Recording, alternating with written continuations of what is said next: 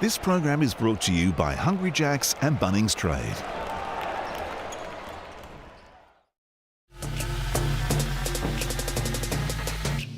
Here we go, the jam. Robinson, look out. Tuili, wow. Talk about incredible. Sykes. Oh my. Straight down the barrel. Peatley and Creek having a chat about it now too. See you go through. Melbourne have been the benchmark all season long, and they're off to their third grand final in 4 seasons. It's a great event. We don't like each other. I really want success for our team, and Melbourne's one of those teams that's going to stand in between us and what I want for these people, and so they piss me off. Mumford gets to the cup and scores. This is tough. He's tough. Oh, look at this. How do you lose the big fella? Phoenix force a turnover at halfway. Oh, yes, sir. Hellacious dunk by Mitch Creek. And Mason Peatling barrels in onto it, and tempers are flared in throwdown 13. Tarangi after the behind-the-back dime from Kyle Adnam. We don't need any extra motivation. Whatever happened in the last game, we don't need it. White spins on Creek. What a move, Jack White. Alley-oop play sees Jack White play above the rim. Beautiful pass. JLA makes him pay. He's got a 30-piece for the night. The rivalry is well and truly alive. Here's Golding. Shows them how it's done. And the series tied away at 1 each.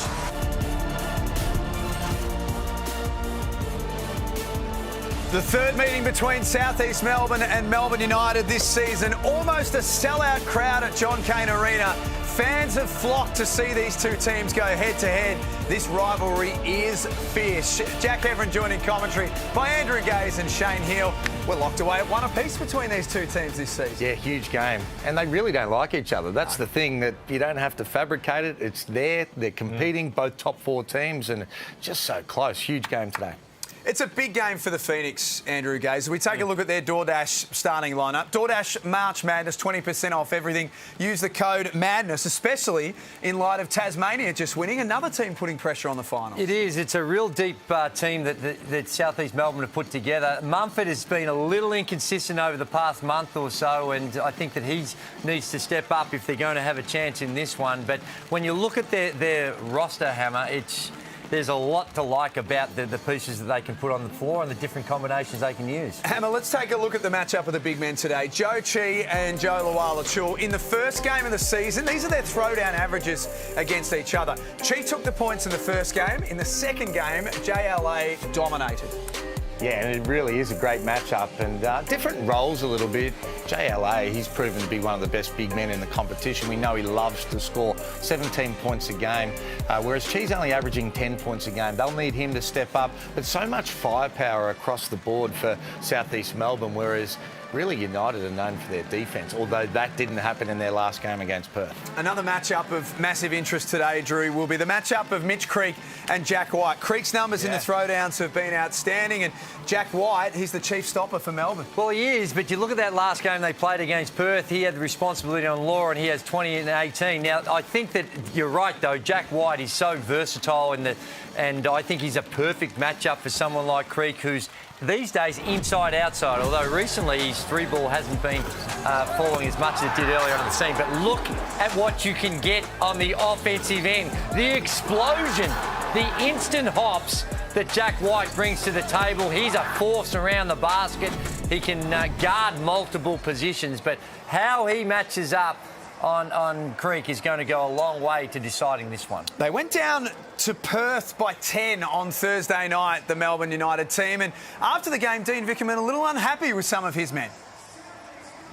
I thought we had a poor practice leading into this game, and I thought some people floated around like we'd done something and didn't take care of their own business, and that's being as prepared as they can with their scouting, not just accepting what the coaches give them, to go home, do their homework, know what's going to happen on the floor, and do the extra that allows us to be, or has allowed us to be, the best defensive team in the league. But we weren't that tonight, and we didn't have people do their job that they needed to do defensively. So hopefully it's a good kick in the arse, and I hate we're trying to prepare this team not to have to get a kick in the arse like this to be better. That's exactly what it was. He did not mess around after that loss on Thursday night, Dean Vickerman. Let's get to John Cain Arena for the first time this afternoon and welcome in Pete Hooley and Matty Garrett. Yeah, thanks, guys. Good to be here. This is a huge game. Both teams are desperate to get this win. So, Matty, how do they go about getting this one?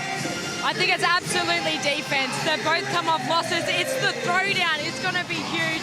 So we're looking at players like Shea Ellie and Lee Arthur to come out and give us that defensive firepower. Especially we know Chris Golding coming off a poor game against Perth. Isaiah Lee Arthur likes to get a bit physical with Chris Golding. I'm looking forward to the fireworks. We sure are. Thank you, Hools. And great to have you with us this afternoon, Matty, as well. And we are set to go. It's not just the last game for Chris Golding. The game before that, he was 2 of 7 from threes against Brisbane. And if you look at his last, he's 3 of 18 in his last 18 field goals. Even more reason why he's going to go off today. Correct. That's what even more reason. These are the games that Chris Golding is ready to be able to knock down a whole lot of trifectas. No, I agree. I think that that is something that the Phoenix wouldn't want it. Throw down 15. There's Chi with the first points of the afternoon. Well, we know that South East Melbourne can score, but can they defend? They give up a lot of points, and this is a really good test for them. We see Chris Golding. Oh, that was the one that really could have got him going early. It'll get Dellavedova going, though.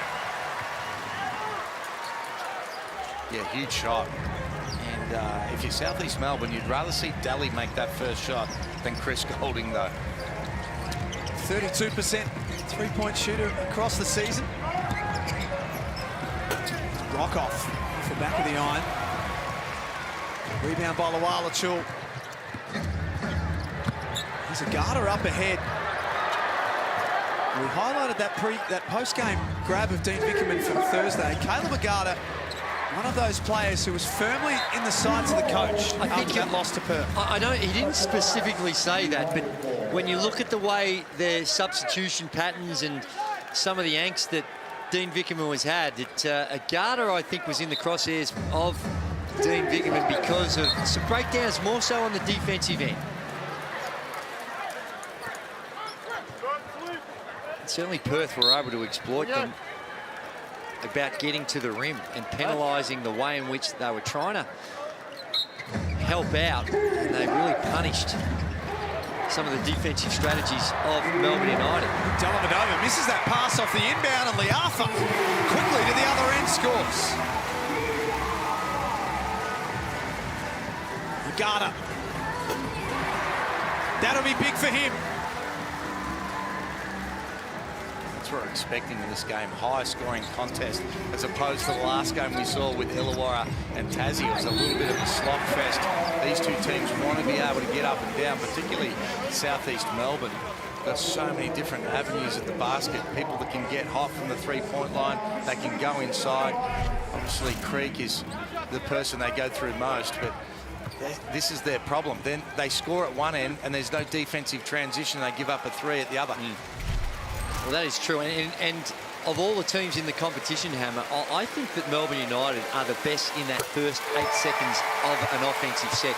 They fly it down there. They can hit the threes because they've got the shooters, the early threes, but they're geared to really putting it on the deck, whether it's the bigs or littles. They put it on the deck and get into the paint. And as such, they can work their way to the free throw line and cause all sorts of problems early on in the offensive sets. Agata driving, looks for Golding in the corner. A couple of attempts have jumped out. Almost a sellout crowd at John Cain Arena. Very few tickets left. And a big turnout for this one. Lee Arthur tees it up. Got it. He was 2 of 9 on Sunday. So many weapons, haven't they? You know, and he's capable of being able to do that. But we've spoken about it before. He can't fall in love with having to score as well. With so much talent around us, that's just way too easy, being able to drive down the middle with a little floater. Caleb Agata quickly up to 5 points. Equal leading scorer in the game. Lee Arthur fires away again, not that time.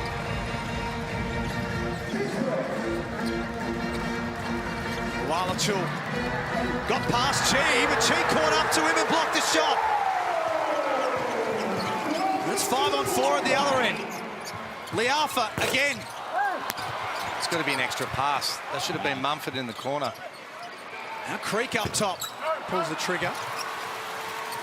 Well, they're keen to let it fly from the three-point line, aren't they? If one of 4, so half their shots, and there's Delhi. That's going to count. Here's the block.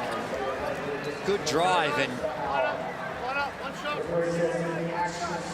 just smothering. No space between the backboard and the rim. And Joe Chi there just using his length to perfection. Dellavedova 15, 5-5 on Thursday. He's 3 of 9 from outside, misses the extra. We talked about that shot by Liafa. Liafa in that previous possession, as we see it. Nice little pick and roll. But they're 1-5 when he has double-figure field goals compared to 8-1 when he has fewer. So 8-1. Yeah. What's that telling us? Saying that, well, he's a distributor more than he is looking for his own. So when he shoots double figures at field goal attempts, they're 1-5. When he's less than that, they're 8-1.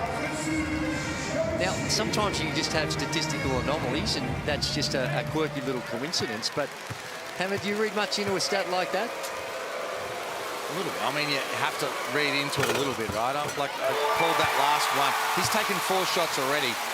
Mumford has not taken a shot, and that extra pass would have been a wide-open 3. I think as the point guard for somebody like him playing a role, you've really got to understand the personnel around, and you're going to take a small piece of that pie. If you take too much of that, sometimes it just disrupts the balance of that team. And it creates a little anxiety when they know that the point guard who's running the team is not going to get it to you. Then it has a spiraling effect because others start to take shots what they wouldn't normally do, and that you wouldn't normally expect to be a great shot by Matty Dellavedova. It is not pretty. That is not pretty, but very effective tonight. He's 3 of 3 from the field. Yep. The shooting clip that we spoke about has improved dramatically. Gee, what a find for Brockhoff. Really good back door. That time Golding tried to top block him. He just went back door for the easy one.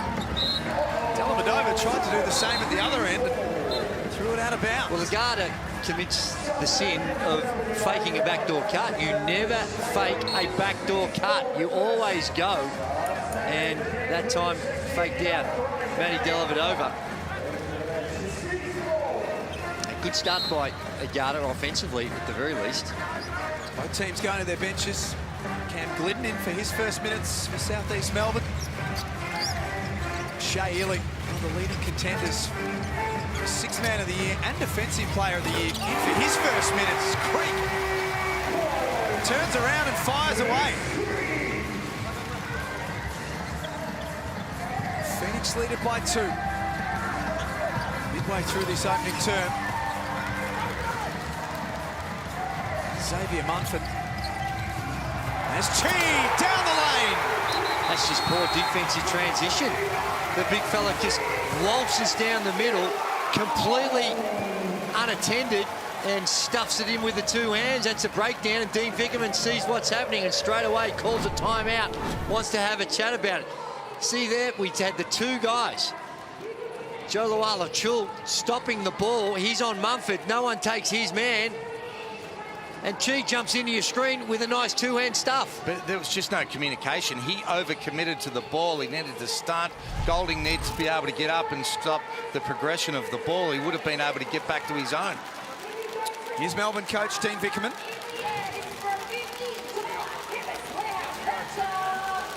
Are we pushing uphill now on the corner stuff? If you call it, we're top blocking, we're going to make sure we're off.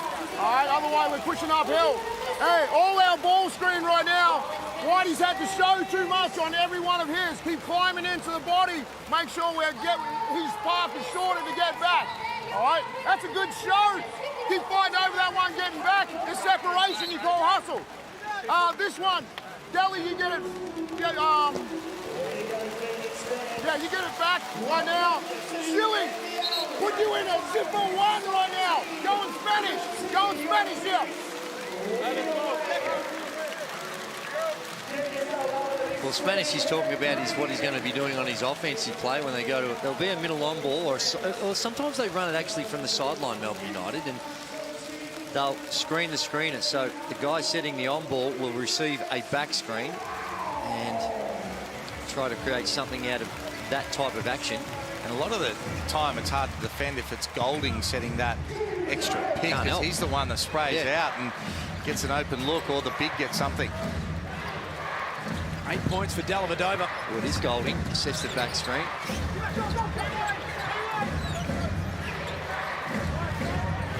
Illy. Shot clock at 5. It's caught a foot. Reset, 14. It's his best first quarter here in the Hungry Jacks NBL, Matthew Dellavedova today. 8 points on 3 of 4. The third meeting this season between the two teams. They played in round 2. Southeast Melbourne got the money 94-86. And in round 12, Melbourne hit back hard, 94-87.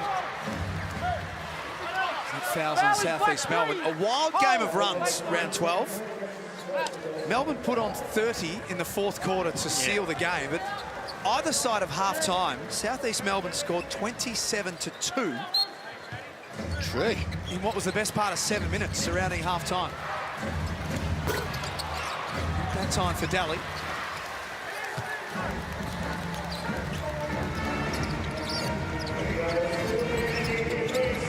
Creek hands off for Glidden. Get that 3 ball away. Munford wants to get in deep. Tough move on Illy. The presence of Lawala Chul was just enough for Melbourne.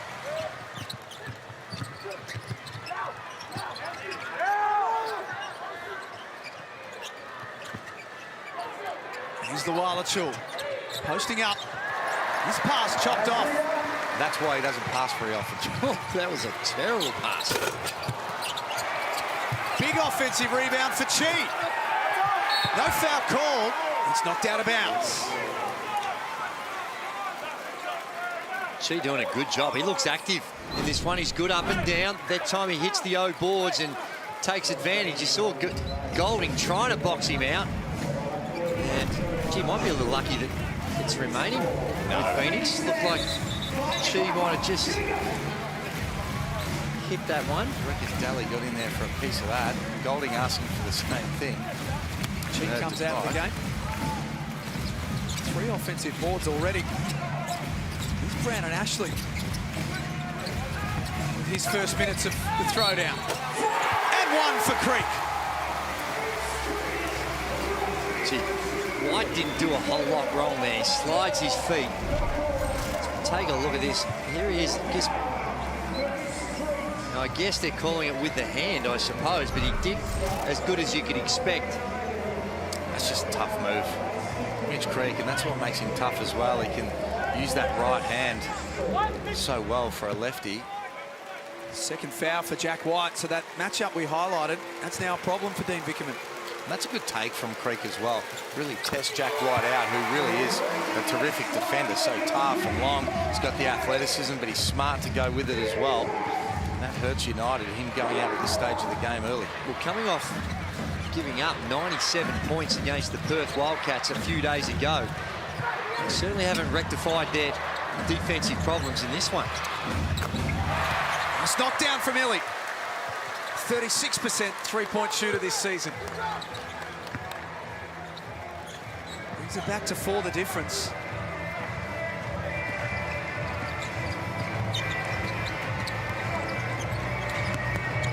Melbourne United on top of the table. Munford gets that to roll home. Southeast Melbourne 3rd on the ladder, 11 wins and 6 losses. As Peatling left open, makes them pay.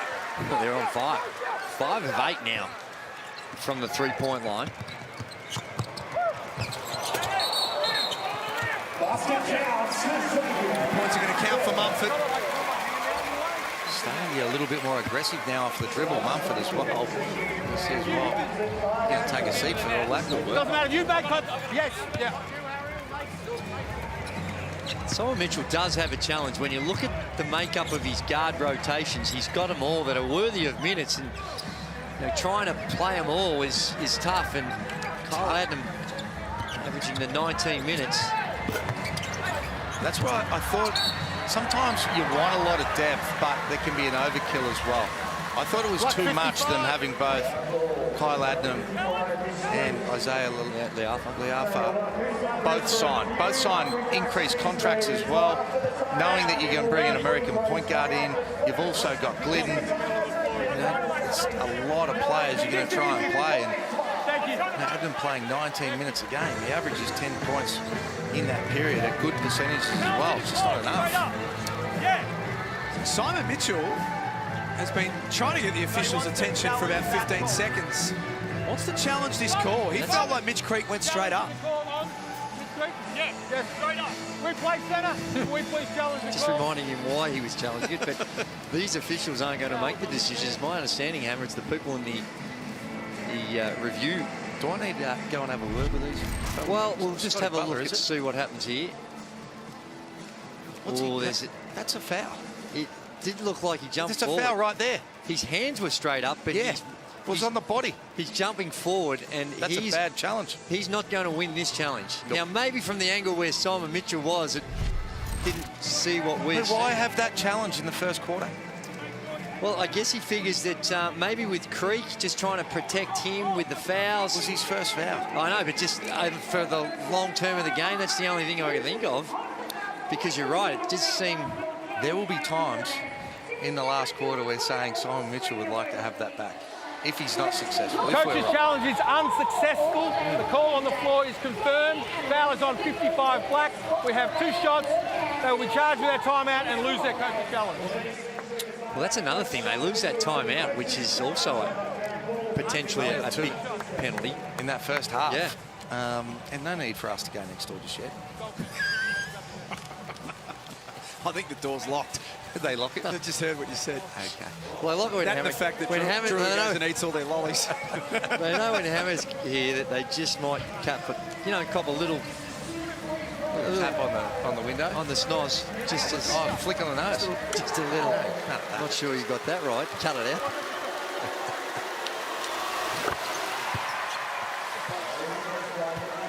Peatling on the line.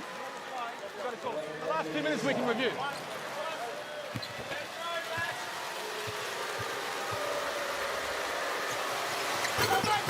Makes both.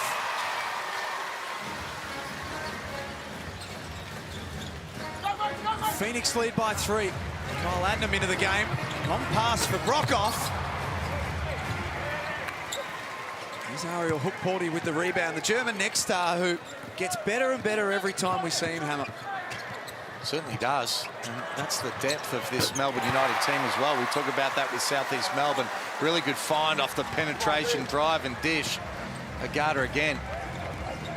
Well, of all the next stars and the players that are coming in are those younger guys that have the NBA aspiration. He, to me, is the front runner. Now, I know a lot of people don't agree with that because of other personnel, but the way he's grown has been fantastic. Let's get courtside to Matty Garrick. Now, Simon Mitchell not entirely happy with his side after that timeout. He really talked about talking it up on defense, and he wanted to pressure up the floor a little bit and get United to go to the basket more. They've obviously hit a couple of threes, and he wants to get the ball through hands and also attack the rim down on the offensive end. Thank you, Matty. There's another 3-ball for Melbourne. Just extraordinary, high-quality three-point shooting. 7 of 10. They've had 15 field goal attempts. 10 of them come from the three-point line, and why wouldn't you when you've knocked down 7 of them?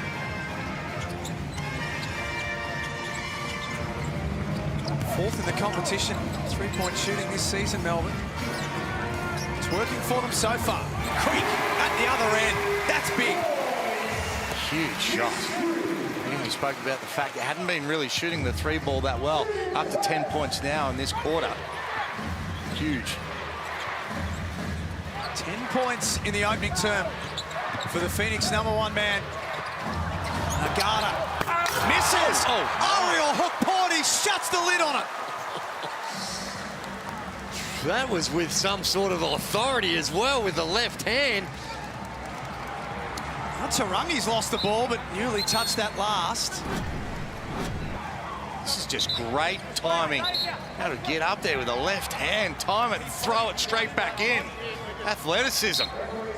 Hammer, early on in the season, 2 or 3 minutes in the game, and he was calling for subs. He was fatigued, but he's got his body in shape, and the way he's getting up and down the floor, I mean, that is a much more toned, physically fit body that he's presenting now than when he did during the first couple of weeks of the season. So he's put the work in and he's getting the reward.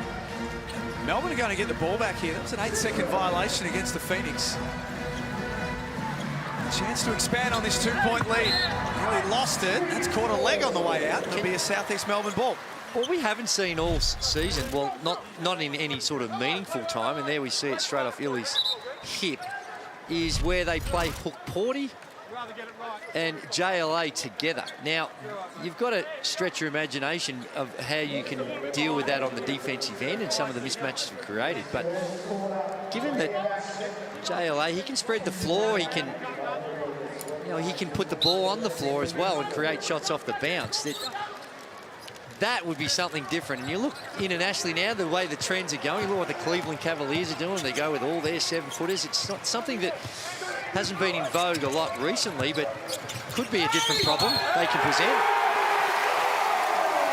Ooh. Xavier Munford flexing and telling Ariel Hook Porty all about it. He's just starting to get aggressive now off the dribble. Again, only 4 field goal attempts in this first quarter, but he's really crafty. Drew that foul, still had the ability to be able to make it. Talk a little bit of trash after it as well, if we don't mind.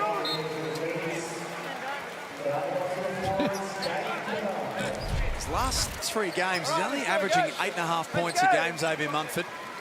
And I guess importantly for the Phoenix, Hammer, you talk about balance. Only 8 field goal attempts that he's averaging in the last 3 games. Which was different than the way he started. I mean, he started the season, he looked really good. We thought this kid is a perfect fit for what South East Melbourne are doing and could be one of the elite point guards in the competition. But it comes back to what we said before. You're trying to balance so many different players playing, lack of opportunities as far as field goal attempts as well. And they have to find their way in their roles as this season goes on. Peatling drills a harder closeout that time. Agata with a hand in the face. He misses. White ball. That'll be a Melbourne ball. Brad Newley just doing enough on the glass. Well, he's been good. He's been active. He caused that 8-second violation when he was picking up in the backcourt that time. Does some work on the glass. Things that won't necessarily show up on the stat sheet, but he's provided a couple of good minutes for Melbourne United. And a coach's warning to Simon Mitchell. Garda's runner doesn't go, nor does the tip in from Peatling. Shot clock switched off.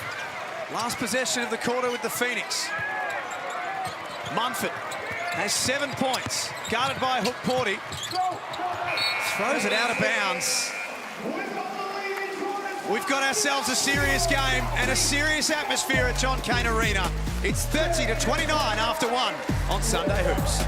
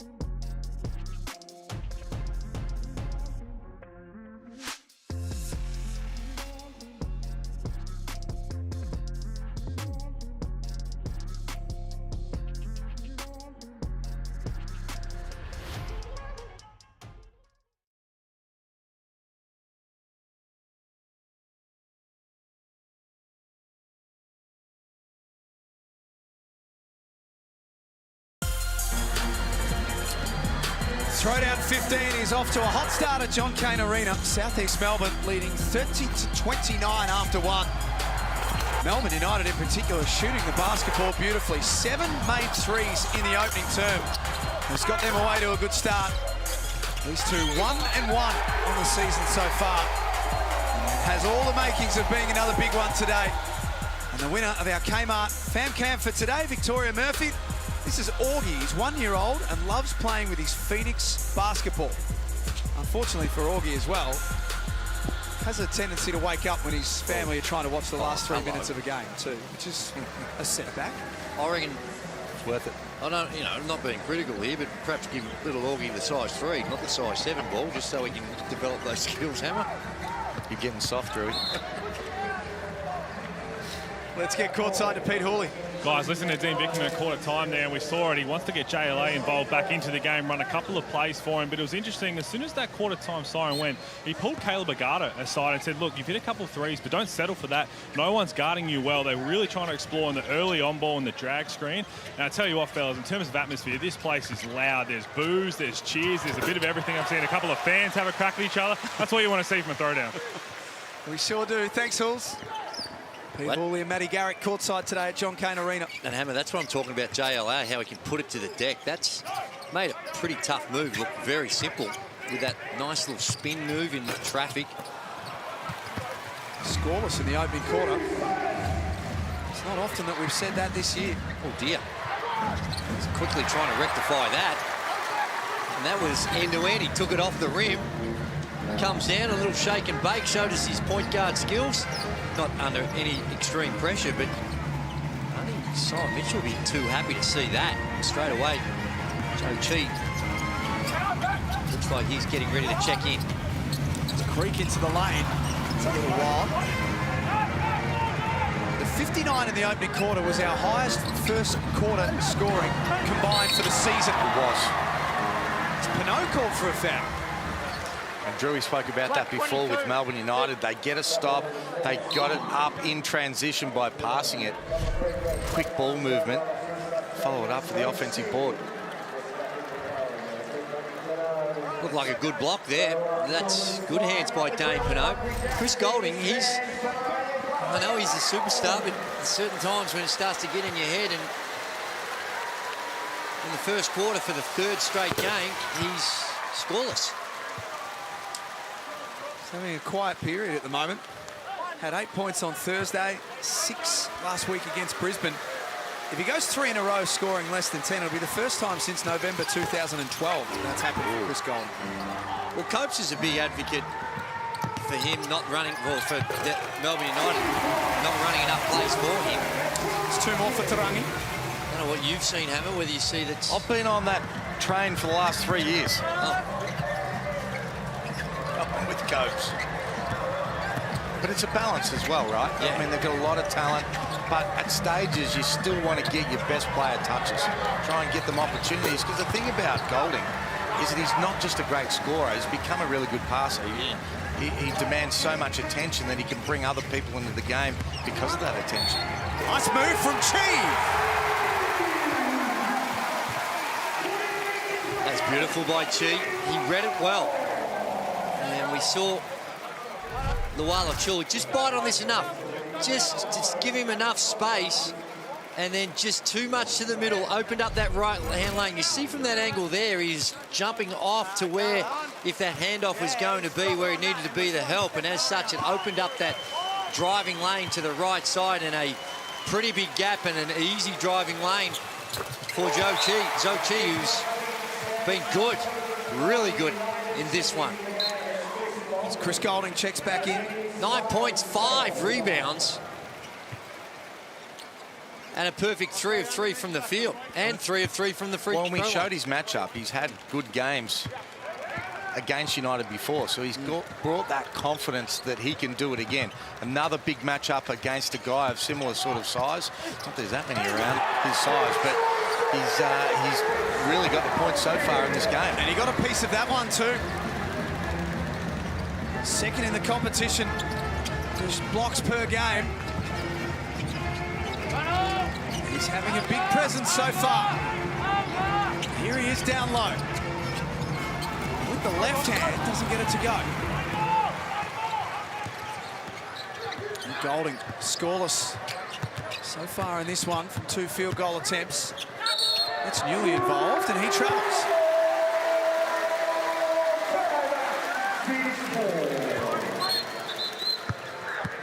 Phoenix home game this afternoon. As Hull said earlier, big crowd, almost a sellout. Very few tickets left. The rivalry's real. The atmosphere this afternoon real as well.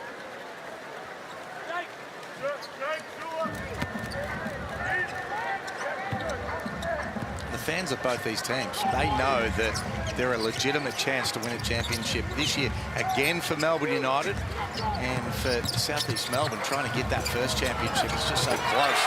Top 4. Credit that tip into Mumford. Well, he wanted to let the scorer know that he had a piece of it, that's for sure. Walachul turns around with the right hand. No good. Cheese, 7th rebound in this opening half. Munford fires away. He jumps out of the cup. 7 unanswered points here for the Phoenix. And good touch in quarter number 2.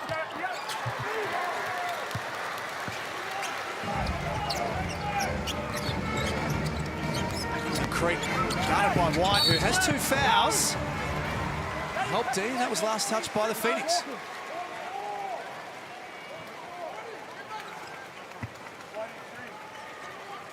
Creek just accumulates as the game goes on. Sometimes you look up the scoreboard and you don't really realise the type of contribution he has. He's already got the 10 points and 3 boards.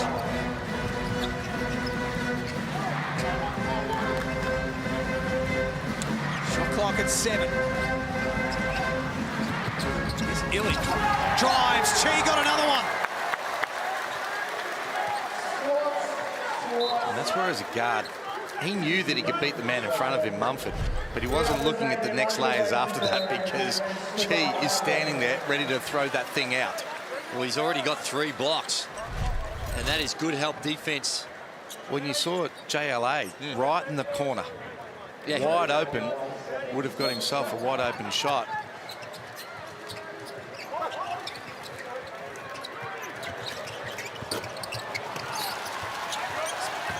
Rebound for Liafa.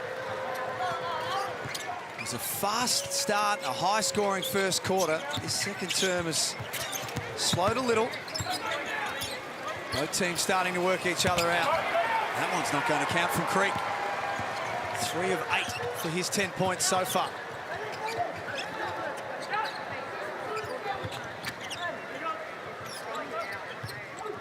Illy. There's Jack White, who is open. That's well short.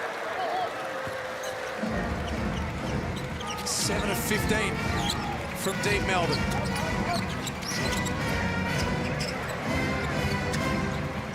Liafa got away from Dellavedova, then flipped it over his head out for Brockhoff.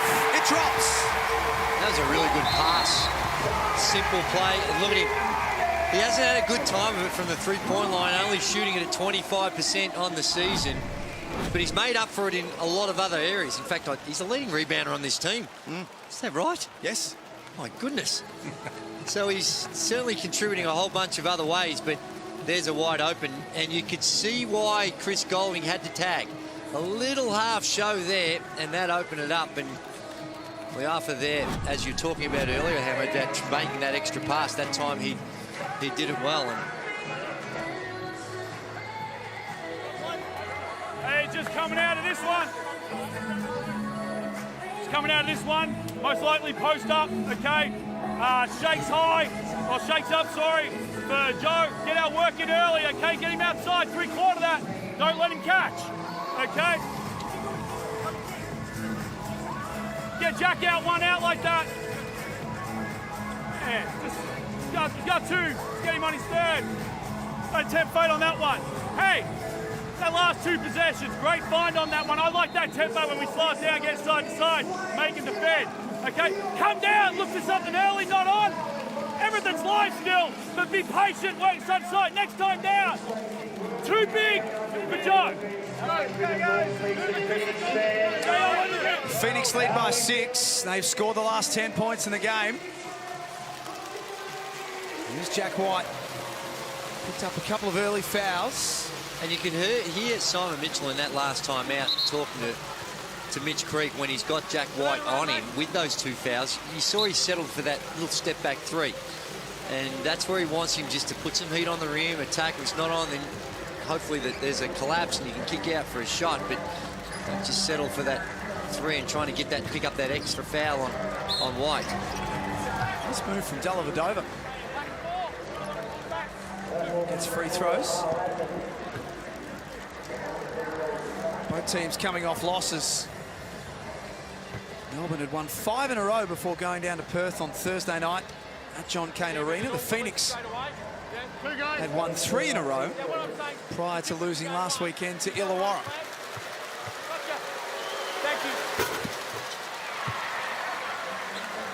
Well, this league, it's so even right throughout. And I know that you look at New Zealand and Cairns and you see them down the bottom of the ladder and their record's not great, but they are still a handful. If you don't behave yourself against those teams, they've got enough talent and they're organised enough to cause some hardship along the way.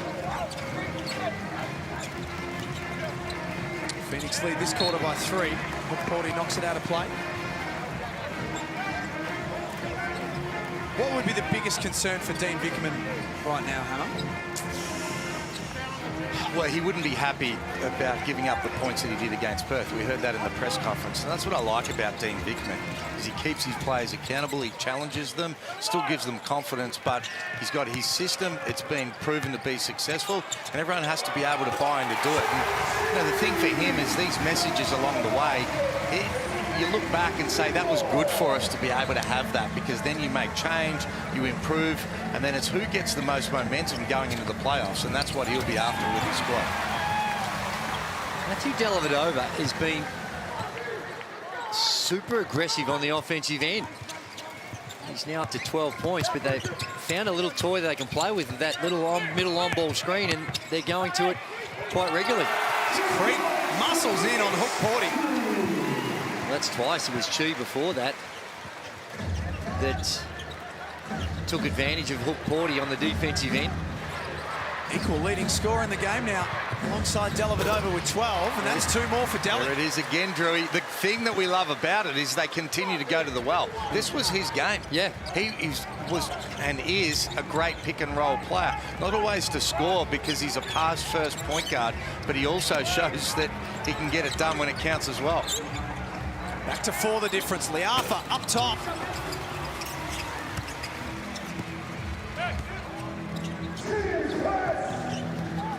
Melbourne sitting on top of the table.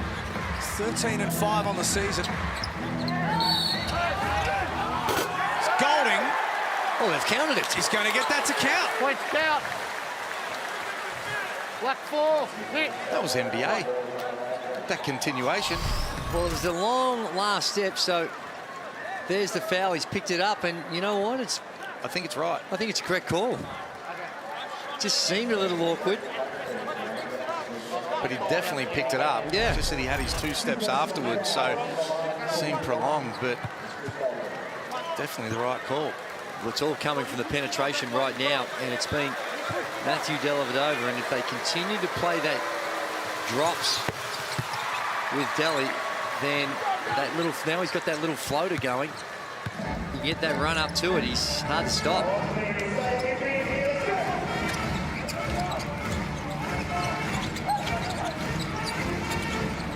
Rockoff fires away. He's 2 of 6 in this game. Melbourne with a chance to take the lead. This trip down the floor. Daly with a moving screen. It's hit Rockoff right in the shoulder. He doesn't look all that comfortable. Hopefully it's just one of those stingers that you can shake off. Smart play, though, from Daly. Recognised that Chris Golding got his first basket. It looked like he was almost stationary, didn't it? Oh, he's a little unlucky there, Daly. But see, that's the mindset of Daly, the experience trying to get their main scorer into the game after he hit a basket the play before, and had so much experience to this lineup. It's a bit like what we were talking about in the last game, Hammer, wasn't it, with the Illawarra Hawks? The Illawarra Hawks would be a completely different team with Daly running the point. Tarangi turns the corner. Jumps out, off hands. Last touch, Melbourne. See Ryan Brockhoff. He's going to head down to the rooms by the looks of things for further treatment.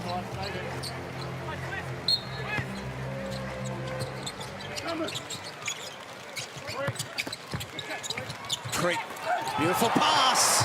Ashley sent back. Creek plays through though and scores. That was really well read by Ashley when he got blocked and the ball came into his hands, and straight away he was able to dish off. Now look at the block, but look what happens. Straight away, knew where Creek was and got it to him, and a strong finish around the rim. Beautiful pass. They stopped this, I think, just to tidy up the floor. Make sure they clean it all up. And that's Creek's game. Just loves that toughness, the physicality. Like bring it up to 14 points, 5 from 10 from the field.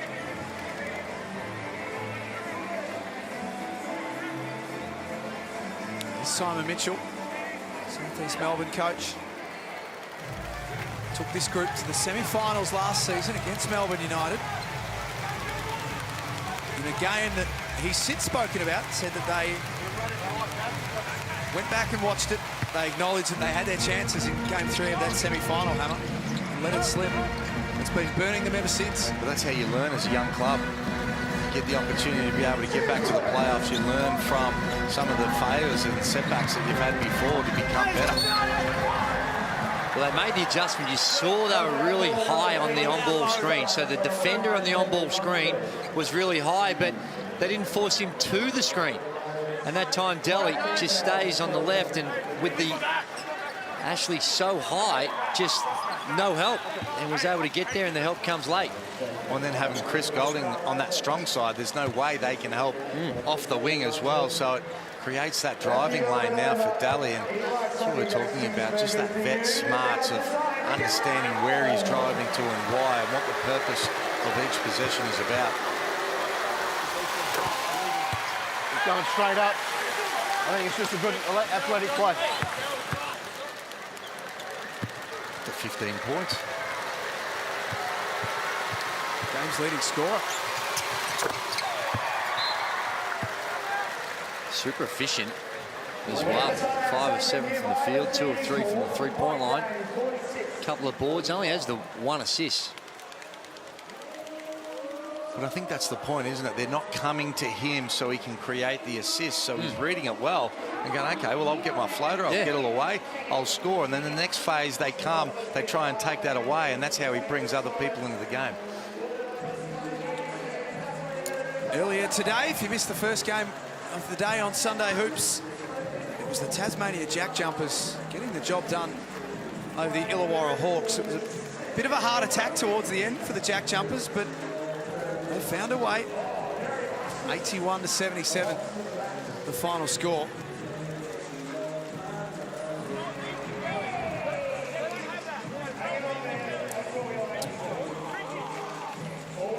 .216 remaining.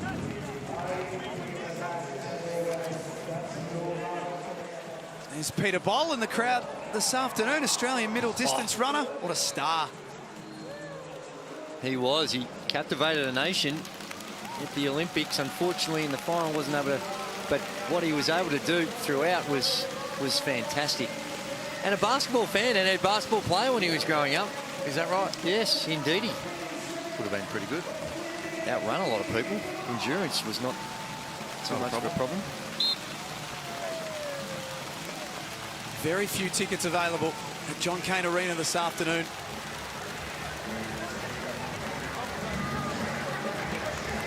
It's a great showing, and it's been a great game so far. Phoenix up one, 46-45. We love these high offensive contests. And you see the efficiency of both these teams are shooting at. It's high-quality basketball. Adnam tees it up from deep. That's long. Dellavedova trying to get busy on Adnam. Can't bank it home. Tipped in by Lualachul. That one from Adnam's just a frustration shot. He played 8-9 minutes, hasn't taken a shot. Just felt like he needed to get one up.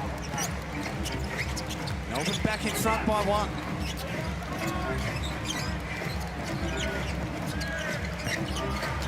Shot clock down to 5. Creek turns and scores. That's tough. You turn around with your weak hand straight over the defender, and we're talking about Daly being able to defend him in the block there. That's money.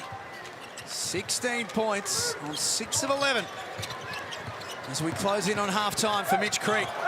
Lualachul in the paint, misses from underneath, puts it back in. Now Dellavedova's getting him in rotations, and now he's finding the big man off those rotations for an easy one on the bucket. Yeah, Phoenix haven't solved the problem of Delhi and how they're going to play him with those on those on-ball screens. It's something really simple, but when executed the right way and you've got the shooters and you can spread the floor, it's tough to contain. Agata baseline, blew past Creek. Back into the game, and now he's into double figures. End-to-end stuff. No basket for Ashley.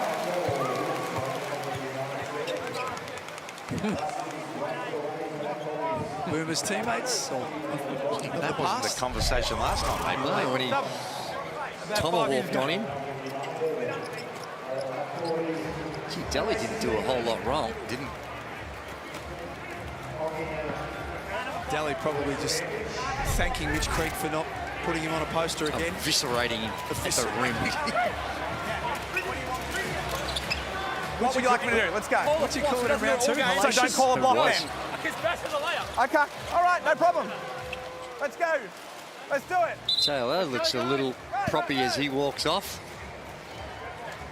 That's a concern. Ryan Brockhoff still in the rooms for Southeast Melbourne as well. So issues for both teams heading into half-time. Adnam. Point to Ashley somehow. He made that pass work. Get himself on the free throw line. Surprised that Simon Mitchell's gone away from Chi as well. They're up 9 points while he was in the game. Melbourne United have really been able to make that comeback since he went to the bench. Here's Lualachul.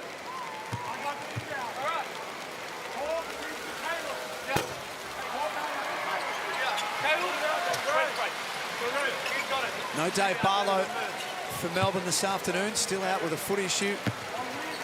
And a shout out as well to young Callum Dalton, his first year at Melbourne, 21 years of age. Knee reconstruction due in the next couple of weeks, unfortunately, injured at training. Just never what you like to hear for young players. Nope. It's Melbourne United line up 51 points. As we see Joe Chi here. JLA, squashed a little bit on the ankle. But 51 points, and Golden's only scored 3.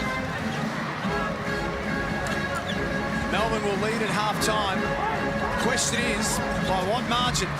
Dellavedova's had a big first half. He's had a massive first half. Dellavedova putting on a show in throwdown 15.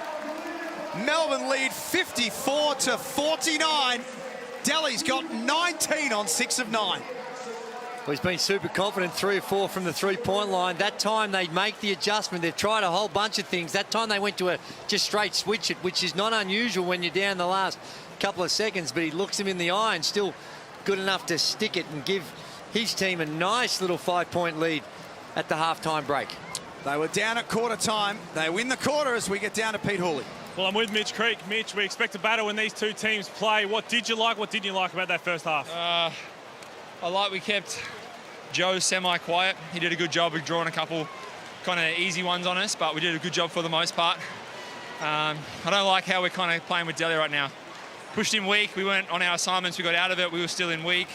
It's just attention to detail with Scouts killing us. Like, he's got 19. All credit to him. He's shooting the ball well, but late clock like that, 4 seconds, make him put on the deck and switches. It's hard to get past, but we're just not being smart. We've highlighted the big men down low. Talk a little bit about Joe Chi's efforts in the first half. It's amazing. We see it every day, but we're not smart enough sometimes to keep giving the ball over and over and over. He's a big dog. You got to feed him so he stays happy. Some of us don't need it as much, but you give him a lot of food, he'll eat. Thanks, mate. Good luck in the second half. Mitch Creek has had a very good first half for the Phoenix, but Melbourne lead at half-time in throwdown 15. It's 54-49 at John Cain Arena. The half-time show is coming up next on Sunday Hoops.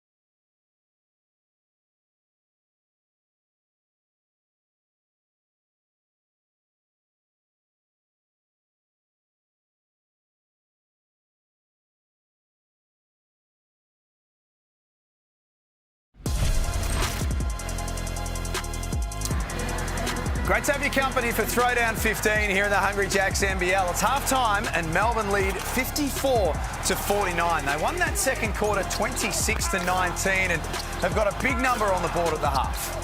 Yeah, they have, and this has been a high-quality affair. End-to-end action, a lot of points on the board, and which we love to see, and both teams shooting at a real good clip. And I think both teams have presented problems that at the halftime break they've got to figure out. And for the Southeast Melbourne Phoenix, the biggest one is that man on your screen who just took that shot was Matthew Dellavedova. How are they going to handle the on-ball? Because he's been sensational with his 19 points. Agata come out at 4 of 7, got his 10.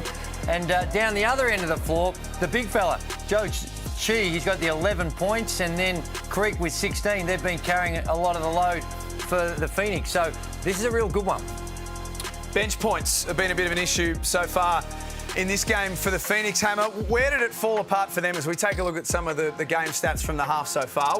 Where did it unravel for the Phoenix in the second quarter? Both teams are playing well at the offensive end. Have a look at that. 19 from 39. They're identical, but it's the three-point line where we see the difference. Only 3 from 14 from Southeast Melbourne.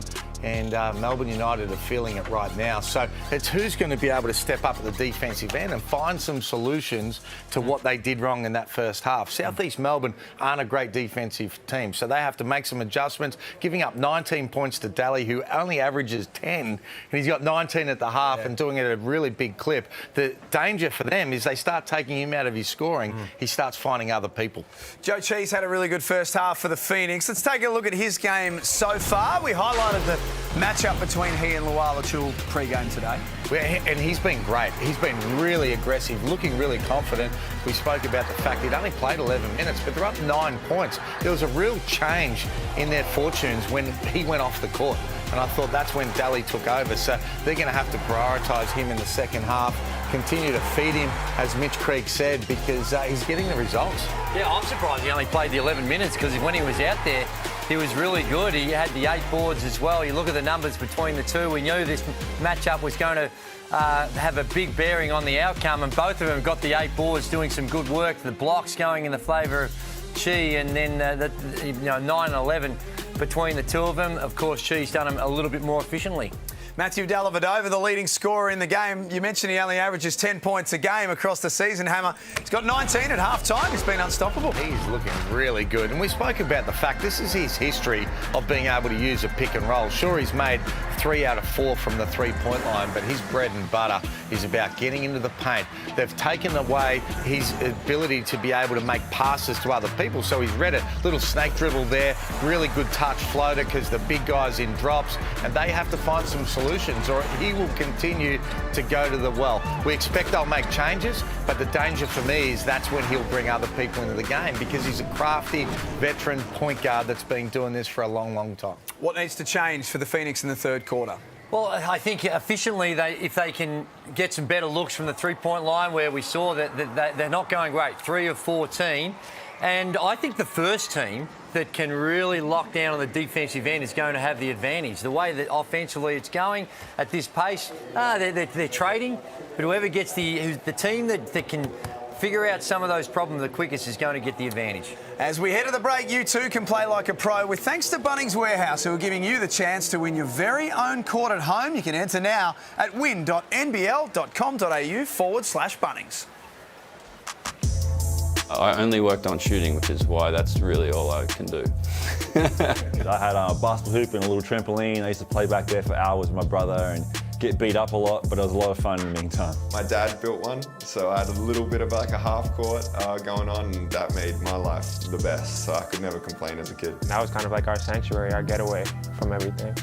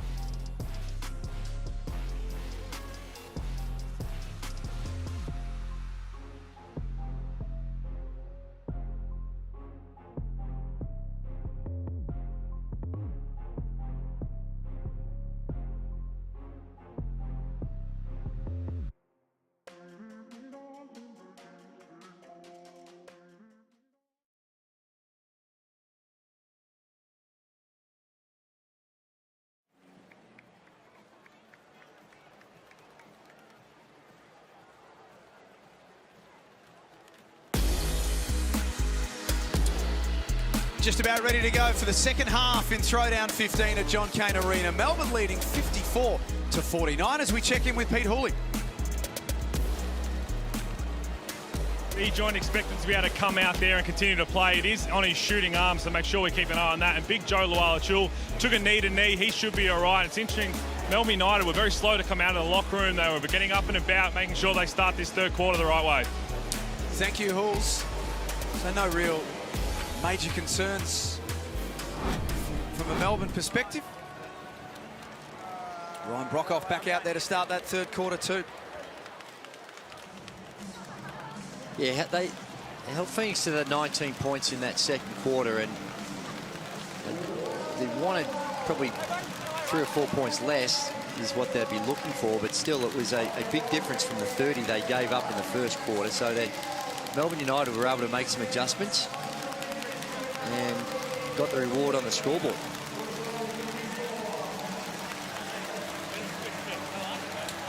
Earlier today, the Jack Jumpers recorded their 10th win of the season, defeating Illawarra. So good.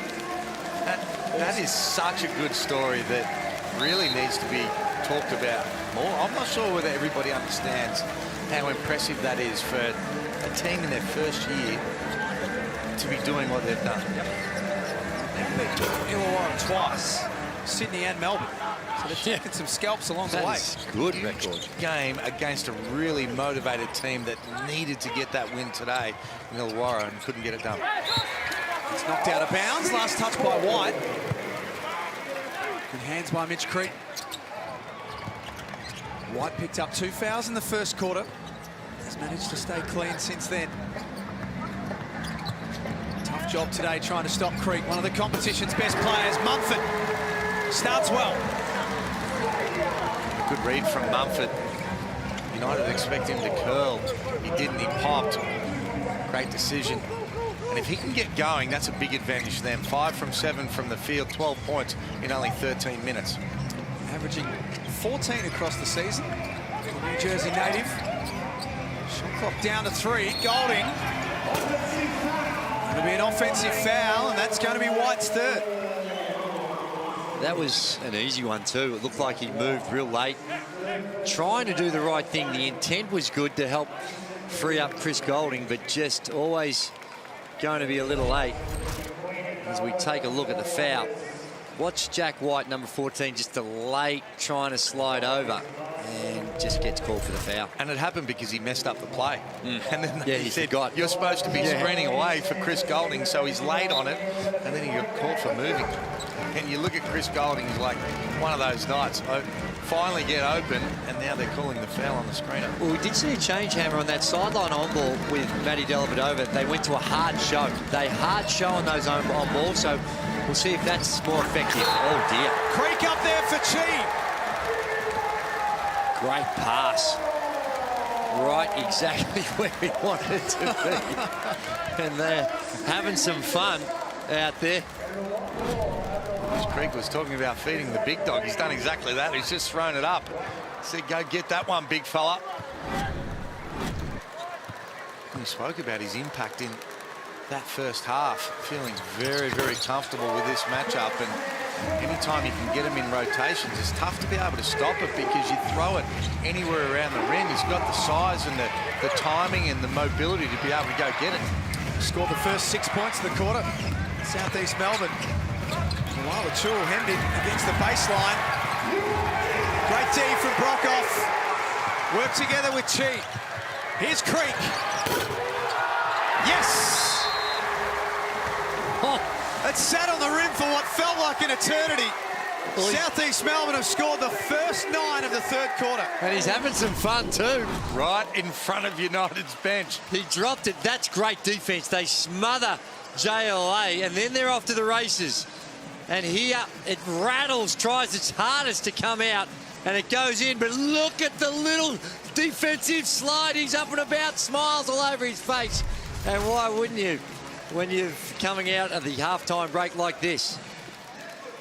Deal with the first screen to get through it. We don't need the switches right now. All right, one of those two to get through it. You guys deal with Chi. Then when he's off the basketball, you got to be in a position to deal with the road runner. Other end right now. It's not about the post. It's about moving this thing. So get back to drags, lift it, play off handoffs. Again, when CG's in a corner, you got to be able to get downhill. It's the decisions that you make. Corner field drag right now. Here we go. Now, Jack, is Peeling, do you reckon he grew up with a picture and a poster of Andrew Gaze with that tape all around his head on his bedroom You wall? were in that game, Hammer. I was in that game because I remember, good, Drewy's hurt, he's gone to the sideline, a good mate, and then he comes back wrapped up like that, blood all over it, and then he absolutely went off. I remember when you came off the bench, I said, mate, you look like an idiot. He did. He's giving me his front. He's like, come on, mate, you're not coming out playing like that. What I thought is that's a lot of tape to get around that head is what I thought. Like they've just used like a year's full of tape supplies. There's no way that one roll's getting the job done there. That's a two-roll job wrapping around that bonce. Oh, dear. Wallachul stole it away from Creek. Pass is a little hard for Agata to reel in. And the Wallachul finishes over the top of Chi. Went the wrong way in transition, had Golding to his right, went to the left. Garter was a little bit surprised, thought Golding was going to lay it up.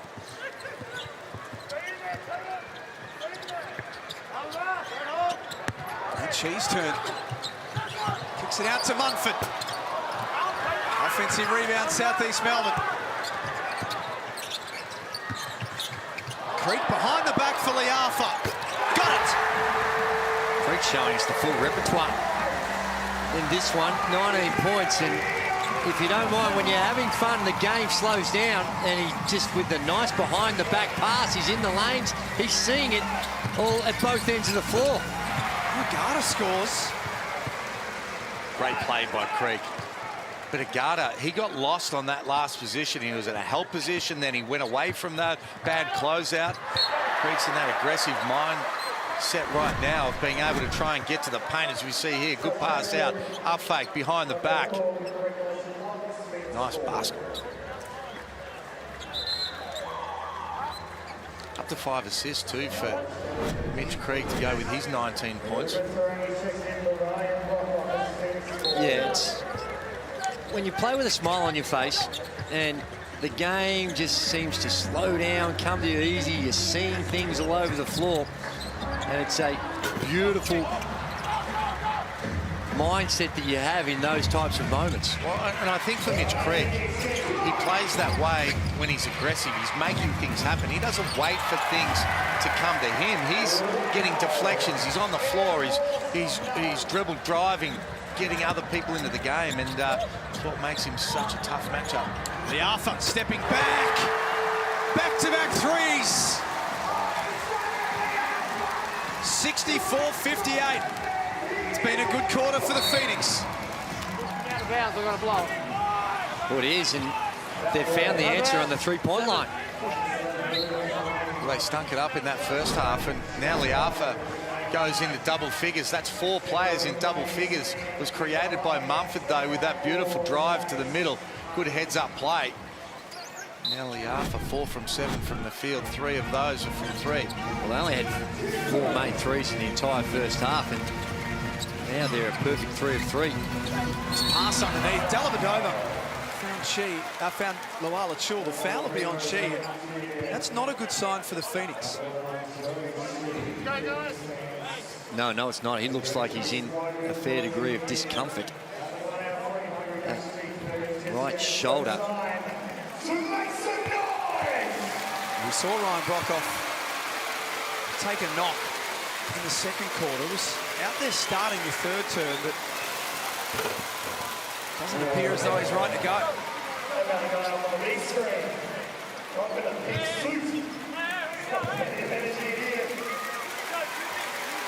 Wallachul, 5th in the competition for points per game, 3rd in the competition for rebounds, number 1 defensive rebounder and the number 1 shot blocker.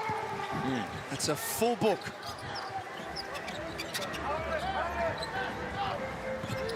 NBL's best 6-man last year has taken a huge step forward here in NBL22. The double comes. Golding got it away to Illy. And that's a double-double for Joe Cheek. 11 rebounds now to go with his 14 points. And that's a great closeout against Chris Golding, forcing him to make the extra pass to a player that just doesn't shoot it as well. That one's not going to count from Liafa. 4 of 8 today. Wala Chul. They'll live with that. And you see there, Joe Cheek didn't bite on the dribble. He's playing for him the drive, and then he steps back and just throws up a wild one. Mumford dribbled into the paint and knocks it down for the elbow. Really good poise. Felt Dellavedova on his back. Stopped and really created that to be able to hit that shot. Illy responds. 9 points on 3 of 4 shooting. As these two continue to trade blows at John Cain Arena. Pace of the game slowed down a bit as well. There's a bit of fatigue out there, I suspect. Ruben Tarangi off the glass, no good. The Phoenix 3 of 14 from outside in the opening half. 4 of 6 in his third quarter. Munford picks up another foul. Let's get courtside to Hulls. Well, guys, you saw that vision of Brian Brockhoff, and that's not what South East Melbourne fans want to see. And he was that AC joint, and they said during halftime they were going to let him try and play through it to see if he could. But being that right shoulder, when you're going to shoot the ball, the way he shoots the ball, that extension, not comfortable enough. And let's just hope that it's not too serious, because it's been a bit of discomfort to start that third quarter. Yeah, it's not good, Hulls. Thank you.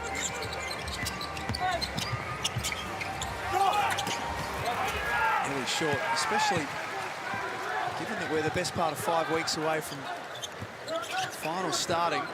It can be a tricky area of the body. Creek inside. It's foul. Better ball movement too from Phoenix that time. That little dribble handoff, Adnam comes over, get a ball reversal and allow Creek to go downhill. That's when he's best. Gets himself to the free throw line.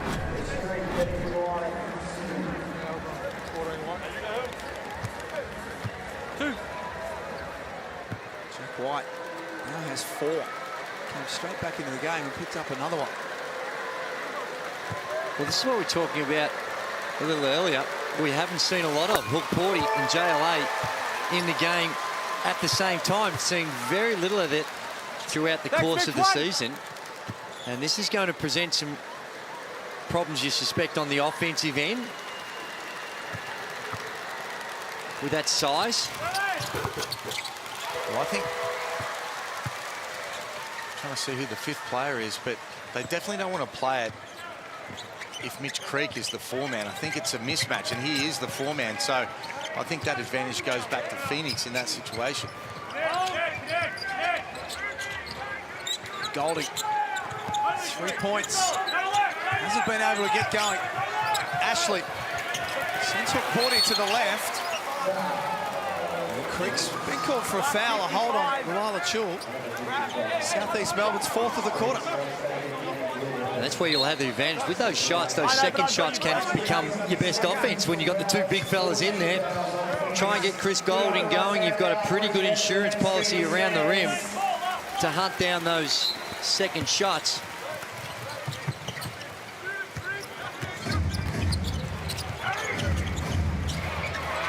Golding looks for Illy in the corner.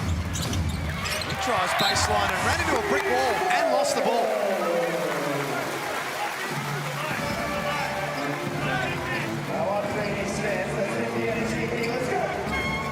One win apiece this season between these two teams. Creek pulls up in transition. Mitch Creek goes bang. Please. I'm not with this big lineup, Drewy. Not against Mitch Creek as a 4-man.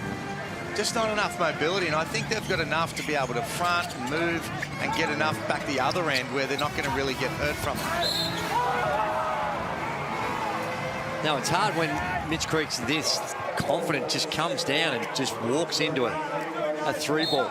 He started the season in white-hot form from the 3-point line. Then he's gone through a stretch where it's just become a little tough for him. But this afternoon, He's looked real confident and just stepped straight into it. Well, JLA can't give him that much space. Well, the problem is next time he's going to get up and in, and now Craig's going to get all the way to the basket and score and create off the dribble. Up to 24 points, Mitch Creek. And whilst I agree, being able to look at it over a season, I think they have to pick and choose when they actually do that. That will give them an opportunity. Well, it's caused Phoenix into a change because they've now brought Dane Pinot. And I'm not sure that's the right move. I think they would have been better off going with their own mismatch problems, because now one of the two gets to match up on Pinot that doesn't look to score. Only 9 minutes a game Dane Pinot's playing this season. Missed all of last year except for one game with knee and back issues. He's found it a little harder to get back into this rotation.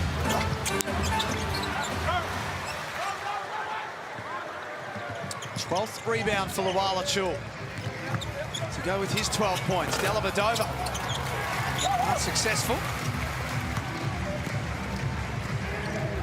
Phoenix leading 71-64. As we approach 2 minutes before three-quarter time. Adnam played through the contact and scores. It's been a great quarter for Southeast Melbourne.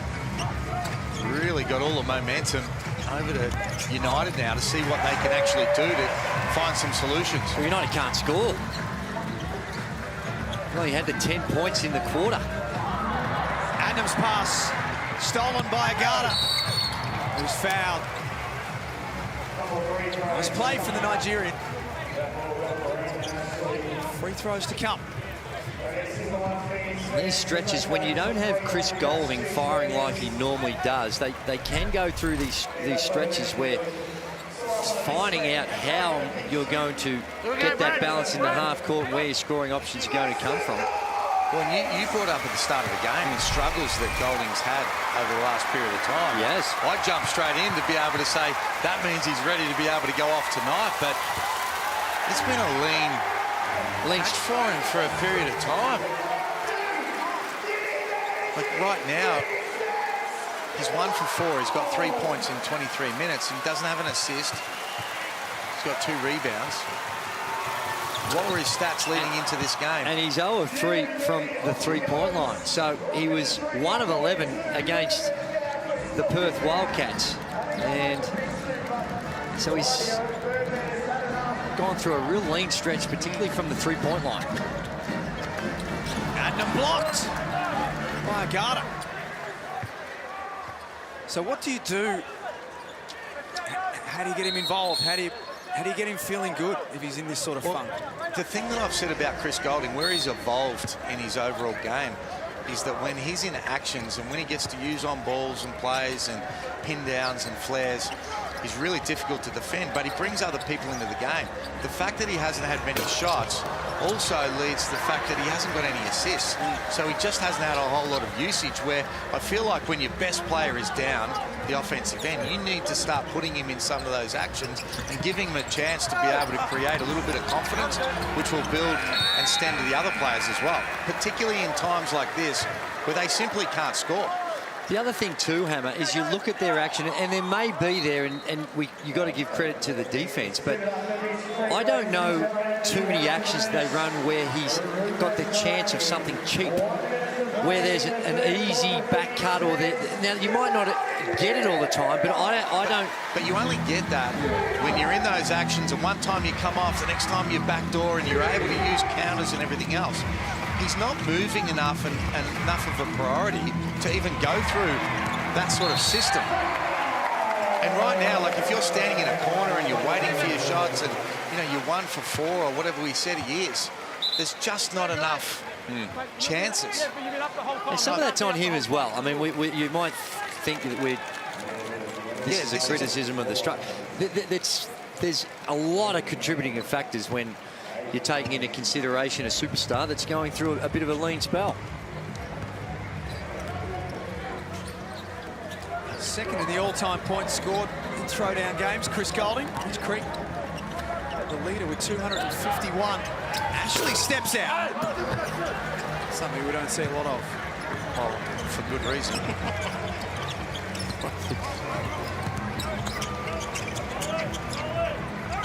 Porty had the pass coming in. It was fine from Awala Chul. Like 7. Fouls on Tarangi. See, this is the problem. Like, you're open because they left you open. And you spray that up, and then they come down, they get... And it becomes swings leading into that three-quarter time break. The great role players that both Drewy and I play with, a Warwick Giddy or a Robert Sibley, a Shane Froling, they're open like that. Their first mindset is, I'm going to dribble at the wing, and I'm going to get them a free shot because no one's defending them. It becomes very easy action to be able to get other people into the game. That's their job, is to be able to come off and shoot that rather than just spray it up because you're naked. Well, I think, rightly, it doesn't detract from what you're saying. They were looking for a 2-for-1, but that's still... But it's only a 2-for-1 if you're getting a good look. Correct. There's no good going 2-for-1 if it's your worst option. Correct. So you still got to get in there, and they still had time in that 2-for-1 to get a better look than that.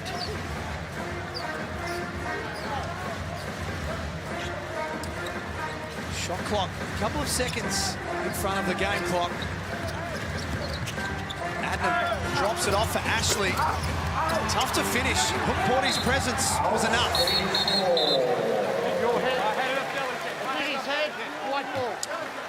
So Chris Reid coming in.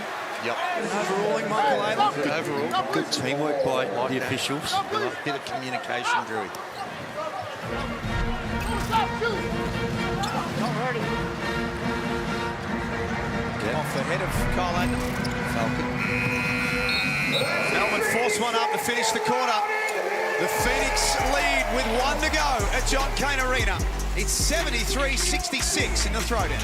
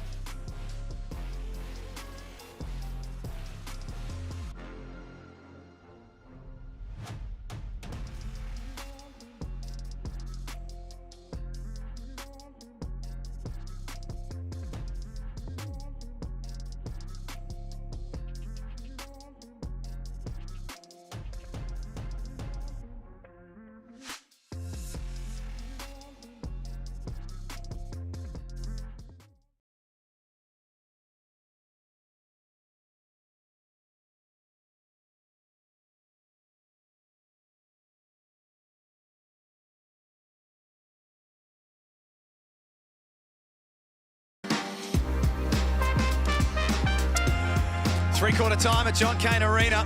What an addition Lifesavers have been. They've launched the new range of Fruit Tingle chocolate balls and chocolate block. It's available now in supermarkets. We had some in commentary, but it's gone. They went a long time ago. Where are they? Where do you think? It's not good enough. Well, the good people, we expect more. Lifesavers, I'm sure, will bring a few more around for us to tuck into. Hey, 12 sweetest tooth in Australian basketball. Oh, yeah. 12 points Always has. is United's lowest scoring third quarter of the season, and give the Phoenix a lot of credit. I thought their defense was pretty good. Jack White out there to start the last quarter with 4 fouls. Finishes that off with the left hand.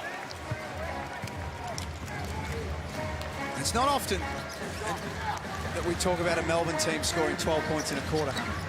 No, particularly not with the way the first half went. The highest scoring half of the season, I think you said, wasn't it? Yeah.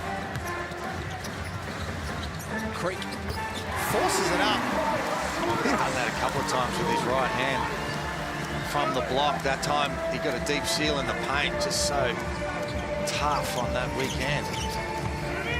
26 points on 9 of 16. Golding turns the corner.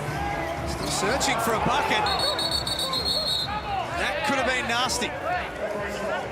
But we're going to stop the game. Look at all this. All right, we're not... Well, you got one player injured here, you got another one here, okay? That's what we're talking about. Good play, get Chris Golding in that sort of action. And what it does is you draw that help of everyone having to go up, leading to some offensive rebounds. Well, should that be a jump ball? Well, they've called a stop to the game to clean up the floor, and I understand that bodies are there, but... Before when I stopped the game. No, before you stopped the game. Shot clock 13.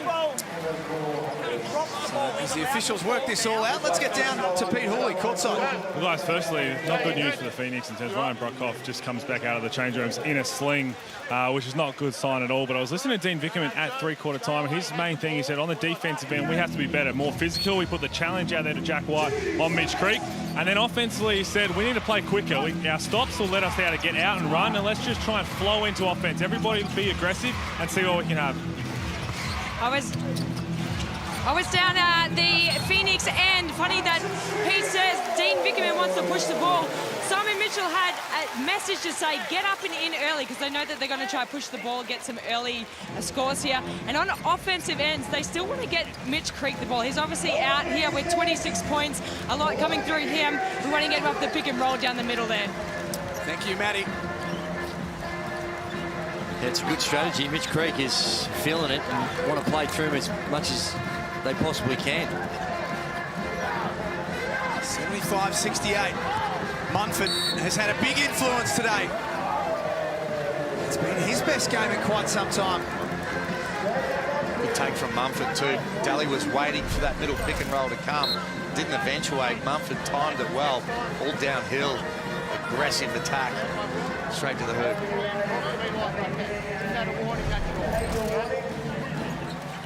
Warning, coach. Dean Vickerman just cops the warning.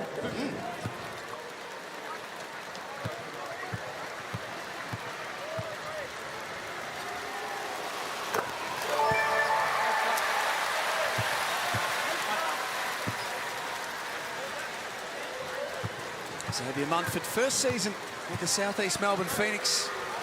20 NBA games with Memphis and also Milwaukee. He's also played 6 seasons in the G League. He's looked much more comfortable today than in recent weeks.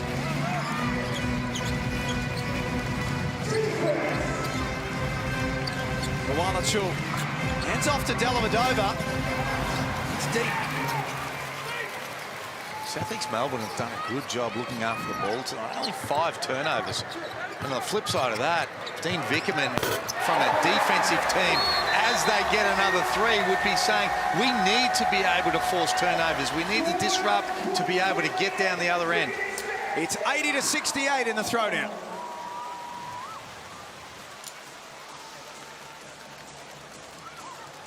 Xavier Munford has scored the last 5 points in the game. Southeast Melbourne have scored the last 7. Well, this is Xavier Munford's best performance in the last month or so. 7 of 11 from the field. He's got the 19 points, and we talk about the plus minuses. He is plus 25. Wow. Amazing.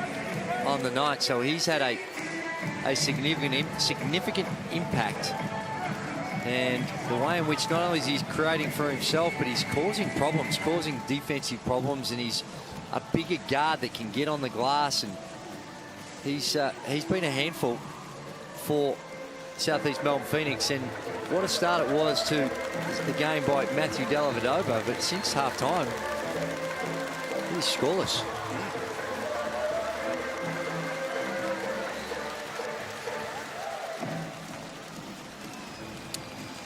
The the Phoenix lead it by 12 in the throwdown. And if you think that you can shoot from full court to win $100,000, Hammer, you would back yourself in for this one, surely. Full court, not a chance for me. Got to enter by court. tonight. The competition closes at midnight tonight, so jump on. Half court, I'm saying Hammer is a 70% chance of getting it. 70? I would say 30. No, 70. I'll make from half court. I've seen your work, although it was a long time ago. But it was 20 back kilos in the day, 20 kilos. Jeez. There's Golding, back door. They're the options that I'm talking about with Chris Golding. They're overplaying, they're up and in, they're trying to fight over the top of those pin downs. Drive at him, little back door, something cheap. He sees the scoreboard ticking over and gets his confidence going. What they have done this quarter, he has been cutting. He has had some down picks, some movement, and that allows him to get that back cut that you made a living of. Absolutely. If they're going to overplay it, you've got to have a penalty for it. And that was a great option and easy too. White with 4 fouls. Montfort swings to Creek. Now Liafa is able to put it back in, uncontested. They look in control, Phoenix, in this one. Smallest man on the court.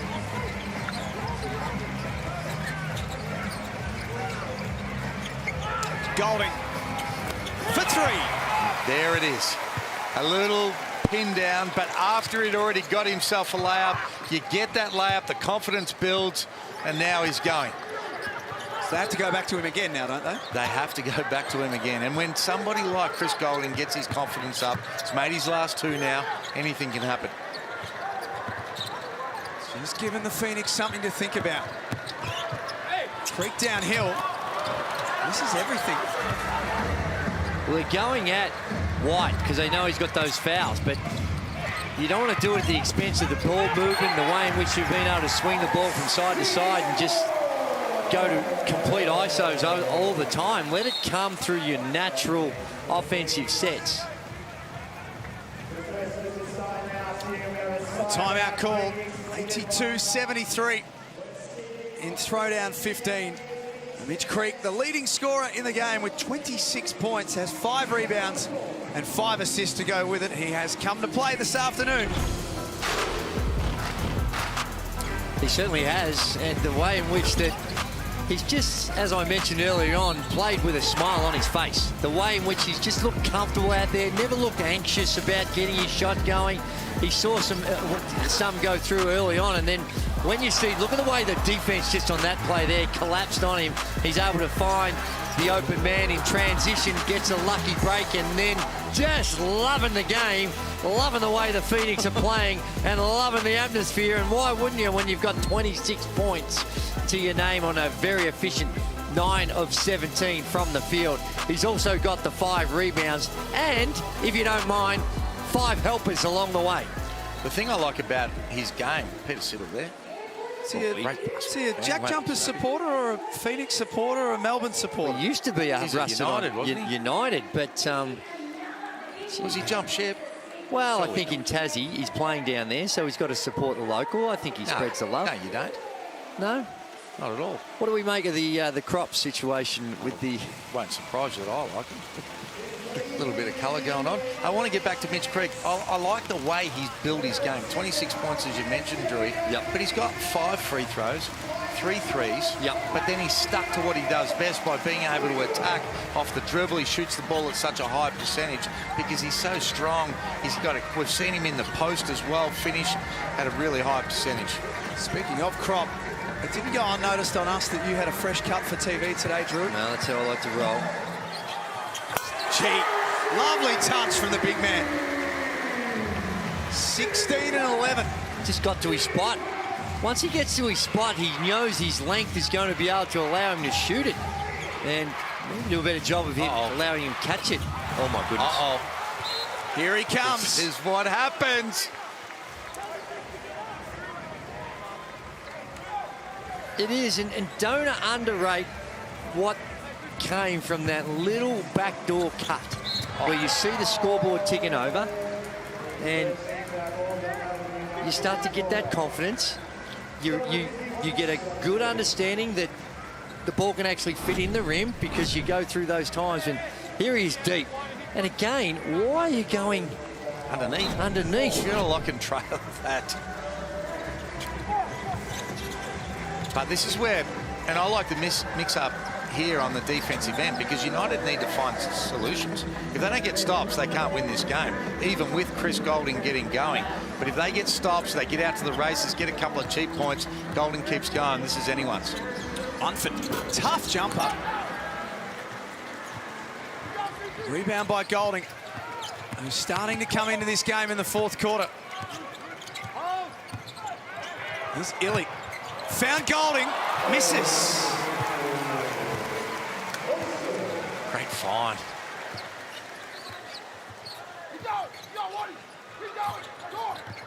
That was the look that Melbourne were after. Now Creek with his back to the basket. So dangerous in that situation. Gets it back with a shot clock at 4.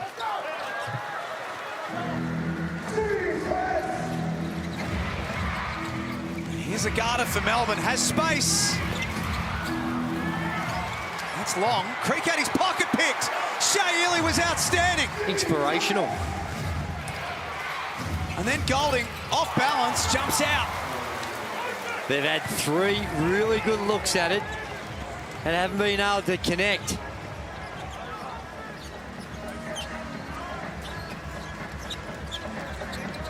Tarangi. Deep on his 3. There's holding going on. But when it's going to be on Goulding, I think. He held the jersey, trying to box out. Let's get down to Pete Hooley. Guys, that last time out, Dean Vickman was saying we need to raise the level on the defensive end. He looked right at Shea Illy and said, I need something from you. And Shea nodded and said, I've got it. You saw it right there. He's straight on the offensive glass, getting a little steal, the extra opportunity. This is what Shea Illy does. He's done it all season long, and they're trying to get some stops and get some flowing in the offensive end. Shea Illy's going to lead that charge. Yeah, but they need to play intelligent basketball now, Phoenix. You see that last shot, and you just shake your head. Tarangi's 1 from 5 from the field. He sprays up a 3. The last few possessions down, and Chi goes inside, and it's easy basketball. You need to stick with that process and go to your strengths to be able to close out this game. That's true. And the other thing you don't want to do, like we saw in the game prior to this, if you just try and nurse this lead home and you go a little bit negative and tentative and you start to be overly cautious about the clock. Now, I don't think Phoenix need to be in a rush, but they still need to explore their action early on. If something cheap's there, don't ignore it just for the sake of trying to use the clock. It's a testing 3-game period for South East Melbourne. They get through today. They've got Illawarra on Thursday at the Wynn Entertainment Centre, and then Saturday back at home against the Sydney Kings. It's a big 3 games for them. Massive. That's on the back of a loss last weekend to the Hawks. Illy is fouled. Well, it is, but every game's important for every team. How big is that one going to be for the Illawarra Hawks? Yet again, they had to come into this venue in the back to against the wall type game and came away with an impressive win against Phoenix. Now they're going to have to do it on their home deck and then dust themselves off and go back to Tasmania next weekend. So the Illawarra Hawks, you talk about that schedule for the Phoenix, the Illawarra Hawks are in a similar type situation. And I'm saying based on the way Illawarra played today, they're not beating South East Melbourne even at home. How quickly it can turn. It can, but there's so many things that you look at Illawarra and you think it's just not right. No. Even though they came in today's game winning 5 out of 6, it's just not right. There's the biggest concern for the Phoenix out of this is Brian Brockhoff. As Halls told us earlier, an AC joint injury. No doubt he'll get scans tomorrow morning. Tarangi blocked. The long arms of Hook Porty. Well, I think, Hammer, there's another example. I'm not sure that's your best option with Tarangi just going one-on-one, trying to drive it into the traffic. And Hook Porty to the other end, scores over the top of Chi. It's a 5-point game. And it's on. It's on. And that's the balance of what you're saying, Drewy, is you want to be aggressive, but you want the ball in your best hands being aggressive. Mumford blocked. Hookporty says no, sir. Melbourne off to the races, and that's an unsportsmanlike foul. I think on first glance, that's right as well. Didn't look like it was a play on the ball. No doubt, Creek was wanting to be able to stop the transition before he had a chance to pick it up. That's a poor shot selection. That's in the first 8 seconds, and there's that on that 100%. Angle is an obvious unsportsmanlike. Not really a play on the ball. So this is. We can tie it up with this possession, knock down these 2s and a 3, and then we've got scores. You had no play at the ball either. I can give you any amount of criteria. It's an unsportsmanlike foul. It is. Sorry, Creaky, but he's spot on.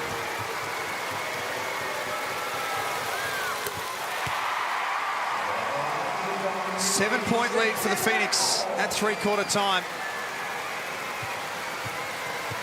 How many timeouts have Phoenix got left? Do we know that? Because now is the perfect time. If they've got a couple, you'd blow one right now because they need to get reset about what they're going to do, what the priorities are, and what are their best sets and systems that is going to give them a chance to be able to score again over the next 3 minutes. Their biggest lead in the game was 12, Southeast Melbourne. United within 3. Golding gave it up for Dellavedova. Tied game at 85. The throwdown continues to deliver. And that is exactly what Chris Golding brings to the table. You get him in that little flare action, and that's how he makes people better when he's got usage of that ball. Great decision.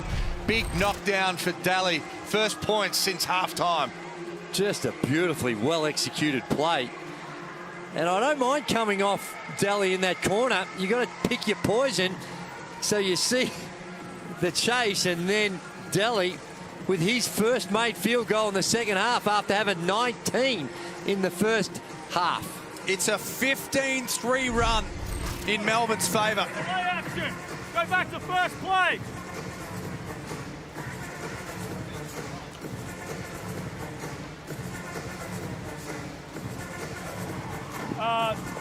You, here, okay? 5 man, come up. Second, Joe's that one. Hop high. Craigy's looking to turn the corner. Joe's looking on the rim. Bring it back up. Not on. Center end ball. You 5. On ball. Yeah. Well, offensively, Hey guys. offensively, they've lost their way. These last 3 minutes and how quickly it's turned with some poor shot selection, and look almost like they're in no man's land with their decision making about how they want to use the clock, and the extended pressure now by Melbourne United to continue to test the Southeast Melbourne Phoenix. Just about a full house at John Cain Arena. Hookporty forced Liafa into a tough one. Melbourne to take the lead off this possession.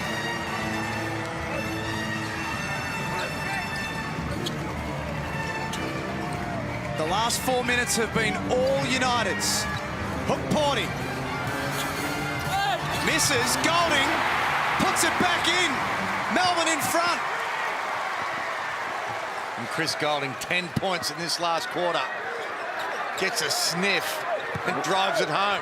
And Hookporty's provided that energy on the defensive end, changing shots. And Mumford says, hang on, we're not done quite yet. But interesting to see Melbourne United going with Hookporty. And he's earned these minutes with what he's done. He's changed shots and blocked some shots on the offensive end, on the defensive end. Illy dances through the paint, puts Melbourne back up by 1. Great read by Illy. The play was set up for Chris Golding, but he read there was no help there. The gap was there. Great quickness, good decision. 2 of the competition's best teams going head-to-head. 1 point margin. Shot clock now at 5. Tarangi got away with one. Liafa with 1 on the clock. How is that not a charge? How is that not a charge? He put him into the 3rd row. Oh my goodness. Now I know there's a bit of history with Chris Golding flopping a bit, but that was some serious contact. 19-6 run for Melbourne. It's either flop or a charge. One or the other. One or the other. Illy. Big fourth quarter from Shea Illy. 17 points on 5 of 8. United have changed this game in the fourth quarter. And now it's the Phoenix turn to respond. That's a bad foul. Push, bonus 2, and we have a fake warning for the last play. He's been given a flop warning for that. Well, see, there's no doubt he exaggerated the contact. But the contact was significant enough. No, you've got to go through the plane. I agree with Dean Vickerman saying, well, that is a reputational call because Chris has got the reputation of flopping when it actually deserves, or you'd think of the benefit of the doubt should go to the defence. He's not going to get it because of that history. And that's what Dean Vickerman was sharing with the officials. 100%. That's a bad foul from Shea Illy. As good as he's been and how he's really changed this game, you can't put them to the line when they're struggling to score with 1:10 to go when you know you're in the bonus. And a good free throw shooter too. Back to a one-point game. The last minute in throwdown 15. It's been a drama-packed day already on Sunday Hoops. Dellavedova may have travelled. Got away with it. Golding. Oh, from corner court. Enormous. Yes, he did. 16 points for Chris Golding. I think Daly travelled. Absurd. He travelled. Munford slips over. And it's out of bounds. Melbourne ball. Hang on, guys, I want to have a look at it just in case. This is Chris. There's the trap. Might have kept that left foot down, but that is the time where you've got to get out. You can't just allow him to take aim and shoot. And Joe Chi there, too far off. Hands it down as well. Just a poor defensive decision. We've got a review of underneath. This is what the great players do. You can be down for 3/4 of the game. The great players have the belief and the confidence to stand up, make big shots, and bring their team home. Not that they're home yet. Take ownership of the game. Say, hey, listen, I'm still the man of this time. I'm the big dog in the house. You're going to play through me, and I'm going to determine this result by the way I play on the offensive end. But I put that down to Dean Vickerman because they came out different, getting him in different actions. White 55, 1. Tech foul. It's the More last 3 drama. minutes, Mitch. Hey? Where's the ball? The ball's right here. What did he? It's the last 2 minutes, mate. You stepped over the line. I don't have an option. Please. I don't have an option. What?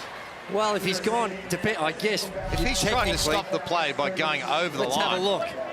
He's over the line, mate. That's a tech foul. It's black and white.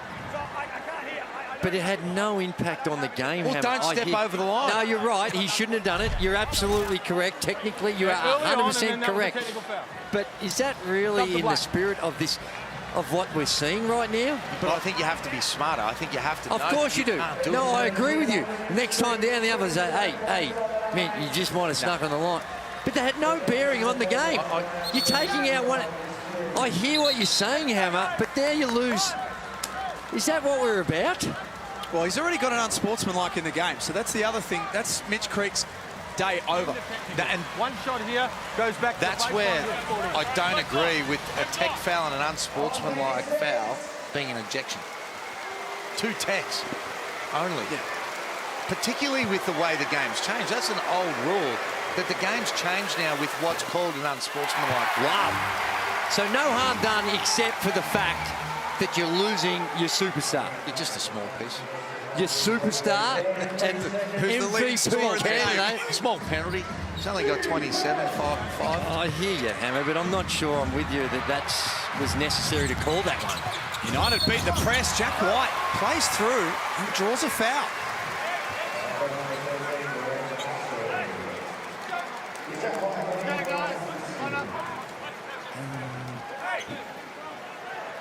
Good things happen when these two teams get together. This has been a belter. Really has. Really, really has.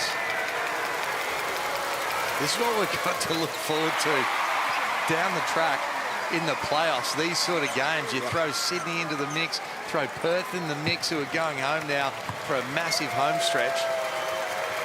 And this is anyone's. White makes the second. I tell you, do not undersell what Hook Porty has brought in on the defensive end in this last quarter. Mumford tees it up, gets the offensive rebound, misses the second opportunity. Now they've got a significant problem, Southeast Melbourne. They have to foul, and they do, but Melbourne burn a lot of time in the process. Well, they're going to lose a lot of sleep over this one because this is a game that was in their control, and they lost their way on the offensive end. Some real poor shot selections. The wrong people got the shots. Correct. Got the transition going, game going, loosened up on the defense, made it harder to play defense because of some of that shot selection. And full credit to Melbourne United, though, the way in which they cranked up the D and got their reward. And I think Dean Vickerman has coached this game really well. The adjustments coming into that fourth quarter, and even going with the players that are playing well, having the confidence that it's not JLA's game. So he's sat, and he's got the confidence in his other guys to be able to step up. The importance of Illy coming off the bench, both defensively, but making good decisions to be able to score as well and pick and choose. Really, really mature effort from Melbourne United today. Shea Illy, a season-high 19 points. Highest ever for Melbourne United in the 82 games that he's played for them. Plus minus of 11 in his time on the floor. 5 assists to go with it as well. He's been phenomenal. This has been some sort of comeback from the ladder leaders. The offense, you've still got to put the ball in the hole, and yeah, they've done some really good work on the defensive end, but offensively they've given up 32 points in this quarter, Phoenix, and some of their problems, Hammer, have been generated by their offense. Some of their problems defensively, they've been put in difficult situations because of that period they went through on the offensive end.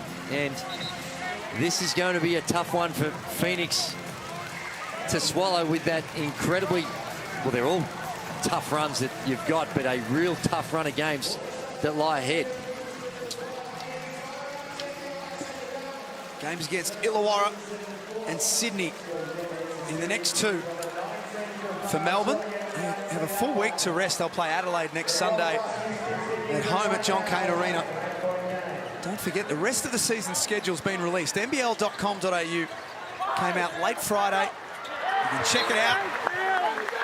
Again, another good move. They go to a zone defense, a 2-3, to take away the set that Simon Mitchell was drawing up.